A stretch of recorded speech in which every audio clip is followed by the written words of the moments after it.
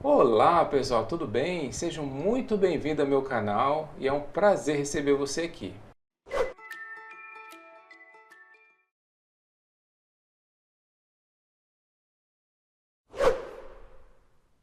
Pessoal, estou aqui com o manual da LG para atender esses equipamentos aqui. Primeiramente, vamos entender como funciona o sistema de pisca-pisca dos modelos de ar-condicionado LG para a evaporadora. A LG tem vários modelos de ar-condicionado, onde a apresentação visual dos LEDs muda com o passar do tempo. Entretanto, a configuração de leitura e interpretação continua o mesmo. Vamos detalhar um pouco mais. No manual, temos um modelo explicativo para entendermos melhor. Aqui nesse exemplo temos o LED azul sendo o primeiro LED que representa a unidade. O LED vermelho, sendo o segundo LED, representa a dezena. Se o LED azul pisca duas vezes e o LED vermelho pisca uma vez, significa 2 mais 10, que representa código de erro 12. Vamos a um exemplo prático. Nesse vídeo vamos descobrir o código de erro analisando o pisca-pisca do equipamento. Note que o LED que representa a unidade está piscando 5 vezes e depois apresenta uma pausa. Isso significa código de erro 5, falha de comunicação entre a evaporadora e a condensadora. Pessoal, para o vídeo de hoje vamos considerar o código 10, tá? Visto que o código 10 ele é uma dezena, então ele não vai ter nenhum piscado aqui no LED 1 da evaporadora, tá? Que é a parte de unidade. Ele vai ter uma piscada aqui na parte do LED 2. Tá, ok? Por quê? Porque representa a dezena. Aqui no manual eles não colocaram nada, provavelmente por uma falha de impressão, tá? Porque eles nem colocaram esse tracinho aqui, ó. Então aqui ficou vazio, então provavelmente eles esqueceram de colocar, tá? Mas código 10 é uma piscada do LED 2. Por quê? Porque representa a dezena, tá? O LED da unidade não vai piscar nada porque não tem unidade. É só uma dezena, então é uma piscada só e uma pausa, e uma piscada e uma pausa, sempre no LED da dezena, que é o LED vermelho, tá? Ou o LED de baixo, tá? Que é o segundo LED, beleza? Então vamos falar um pouco sobre esse erro aqui. A primeira coisa que você tem que pensar é o seguinte: é um problema na turbina.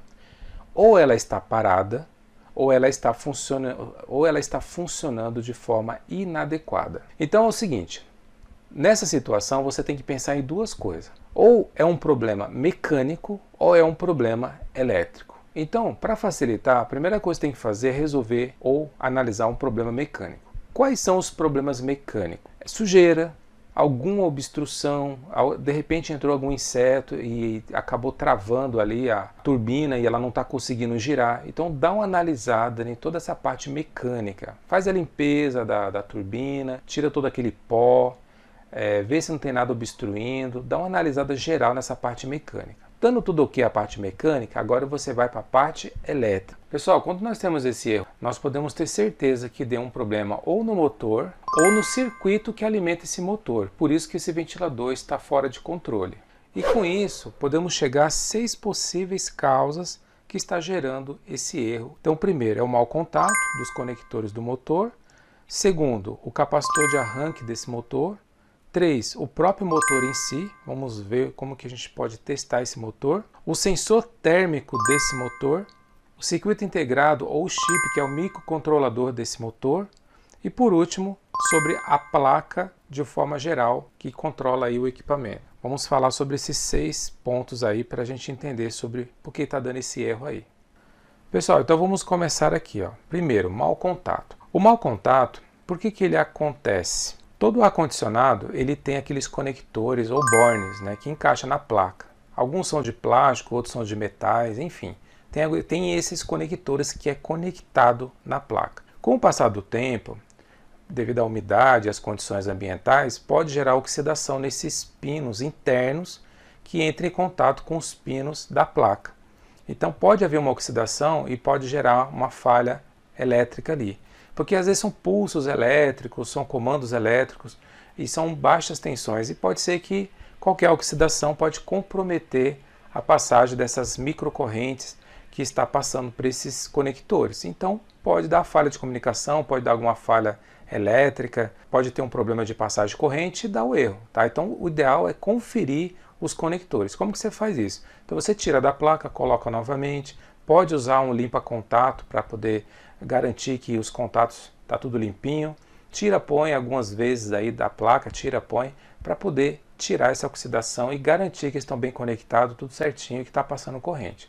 Então a primeira coisa é garantir que não tenha mau contato ou se tem algum fio solto por algum motivo. Então verifica tudo isso, toda essa parte visual e de conectores aí, para garantir que não é essa parte aí. Depois vamos para a segunda parte, capacitor. Na placa da evaporadora tem um capacitor de arranque que ajuda a startar esse motor. Tá? Então ele tem um capacitor ali na placa para ajudar. Esse capacitor, se ele der problema, o motor não vai girar corretamente ou não vai girar. Tá? Todo capacitor de arranque ele precisa estar funcionando adequadamente para esse motor começar a girar. Se ele não estiver funcionando, ele não starta. E aí o motor tem dificuldade de girar e aí ele vai dar o erro também. Então verifica o capacitor. Tá? Na internet tem vários vídeos explicando como você pode testar o capacitor. Caso você não consiga ou não saiba fazer esse procedimento de testar o capacitor, ele não é um componente tão caro, né? Você pode removê-lo e colocar já um novo, né? Já para garantir que está tudo ok com esse capacitor. Mas na internet tem vídeos como você pode remover da placa e também como você pode testar para você substituir. Então veja o capacitor. Depois que você verificou tudo isso e tiver tudo ok, aí você vai analisar o motor. Pessoal, então esse motor do ventilador da turbina ali, da evaporadora, ela tem duas bobinas internas nesse motor, tá? Conforme vocês podem verificar aí no desenho. Então você vai ter uma bobina que vai dar na faixa de 100 ohms e vai ter a outra bobina que vai dar na faixa de 200 ohms, tá? Então a B1, que é a primeira bobina, 100 ohms, aproximado. E a segunda bobina, 200 ohms. E a somatória dessas duas bobinas que vai dar os 300 ohms, tá? Então elas estão interligadas em 3 pontos e vai sair de dentro do motor 3 fios. E aí você vai testando, né? Sempre de par em par. Você pega o multímetro, coloca na escala de ohms, que é a escala que mede resistividade, e você faz as medições para você ver se tem esses valores aí. Mesmo assim, é preciso lembrar que cada equipamento tem suas configurações elétricas padrão de fábrica. Então o ideal é consultar aí as características conforme o manual elétrico do fabricante, tá? Então isso aqui é só ilustrativo, mas tem que conferir certinho aí conforme o manual elétrico, beleza? Então você vai ter uma bobina uma resistência menor, você vai ter uma outra bobina uma resistência intermediária e você vai ter a somatória de todos que vai ter a resistência final. Então você tem que encontrar essas 3 medições aí para você poder garantir que não tem um curto, que ela não tá rompido, tá? Por exemplo, se essa bobina aqui ela estiver aberta, então você não vai ter resistividade nenhuma, tá? Vai estar zero, porque ela não vai encontrar nada, a corrente não vai circular, ela não vai dar nenhuma leitura, então indicando que existe, né, ela está rompido, tá aberta essa bobina, então o motor já era. E se der uma resistência muito fora do que está estabelecido, então significa que está tendo algum ponto de curto. Ela funciona, ela passa a corrente, mas pelo curto ela alterou a resistividade, e aí ela também fica comprometida. Ela pode até girar, mas às vezes ela gira de forma com velocidade errada, ou às vezes nem gira, ela pode ficar vibrando, então enfim, ela deu defeito. Então nesse caso aqui, se tiver um problema nessas bobinas aqui, o motor está condenado, aí tem que trocar o motor. Agora, vamos fazer de conta que está tudo ok essas bobinas, e o motor está tudo funcionando, está tudo ok. Então o que você vai testar agora? Você vai testar o sensor térmico. Esse sensor térmico, pessoal, é uma proteção para esse motor. Esse sensor térmico, pessoal, ele é um componente para proteger o motor. Então, por exemplo, se o motor começar a apresentar travamento, ele começar a esquentar, vai aumentar a temperatura desse motor. E aí esse componente ele tem a função de gerar o desligamento da corrente para esse motor não queimar. Então pode ser que esse componente deu problema. Tá? Às vezes tem uns que eles voltam, né? Tem outros não. Tem alguns componentes que ele esquenta, ele rompe para proteger o motor e aí fica estragado mesmo. Você tem que trocar esse componente, tá? Ele abre e não fecha mais. Porque tem alguns que são dilatadores, então ele aciona o circuito e desaciona, tipo um ferro elétrico. Às vezes liga e desliga conforme a dilatação térmica. Então ele fecha contato, abre o contato conforme essa dilatação térmica dentro do sensor. Tem alguns que não, tá? Uma vez aquecendo ele se rompe e aí ele não liga mais, tá? Então acabou.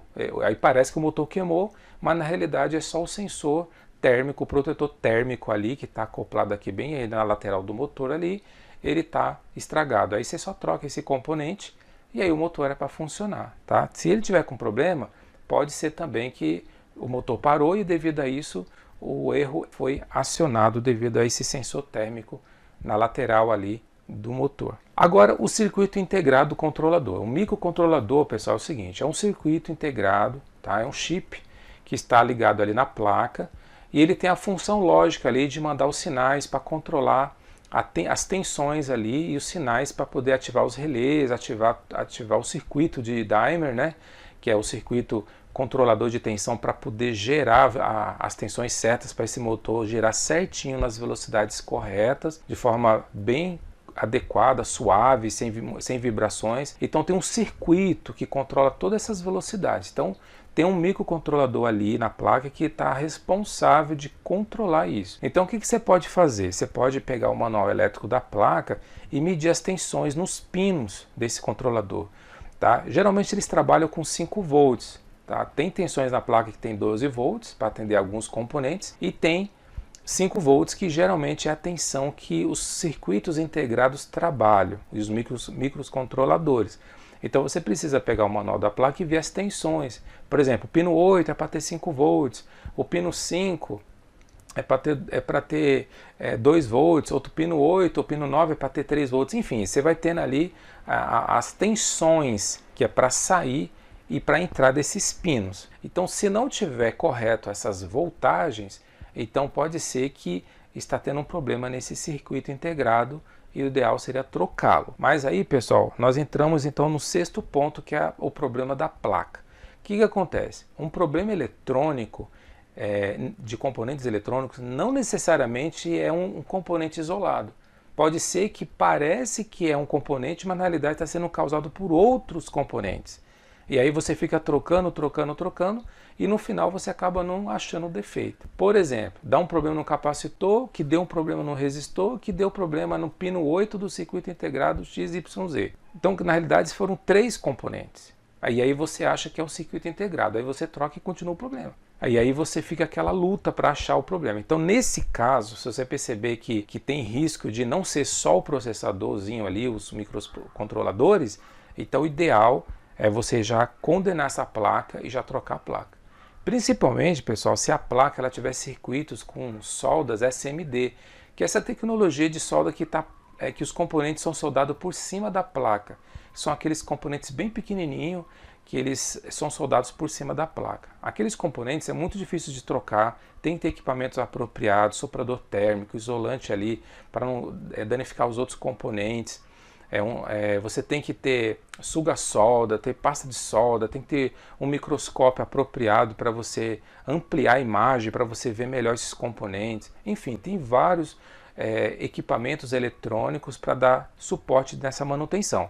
Se você não é especializado em placas eletrônicas de ar-condicionado, eu recomendo, se você quer reparar a placa porque ela é muito cara, então contrata uma empresa especializada em fazer manutenção de placa de ar-condicionado para você não ter problema de perder muito tempo e às vezes até danificar um outro componente que nem estava precisando trocar. Então, pessoal, resumindo isso daí. Então, mau contato, capacitores, motor, circuitos integrados, que são os microcontroladores, e depois, se você não conseguiu encontrar até esse ponto, então a sua placa aí ela está condenada, é melhor você trocar a sua placa para fazer o reparo do seu ar-condicionado, e aí ele vai ser extinto aí.